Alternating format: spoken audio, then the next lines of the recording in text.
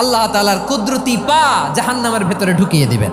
জাহান্নামের সবচাইতে হালকা আযাব হলো ওই ব্যক্তির আযাব যার পায়ে দুটো জাহান্নামের আগুনের জুতা পুড়িয়ে দেয়া হবে। ওই আগুনের উত্তাপে তার মাথার মগজগুলো ভাতের মারের মতো টপ টপ টপ টপ করে বেয়ে বেয়ে পড়বে।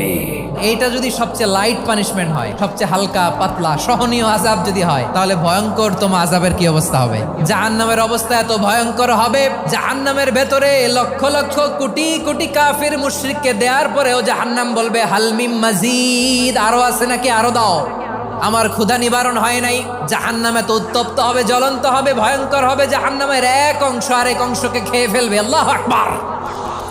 জাহান্নামের রক্ষী ফেরেশতারা কি করবে তারা নিজেরাও বুঝতে পারবে না। কোনো কিছুতেই যখন জাহান্নামকে শান্ত করা যায় না, আল্লাহ তাআলা তার কুদরতি পা জাহান্নামে ঢুকিয়ে দিবেন। দেওয়ার সাথে সাথে জাহান্নাম থেকে আওয়াজ আসবে, কাত বিইজ্জাতিকা ওয়া বিকারামিকা, আল্লাহ আপনার ইজ্জতের কসম, যথেষ্ট হয়েছে, আর লাগবে না। সুবহানাল্লাহ বলেন।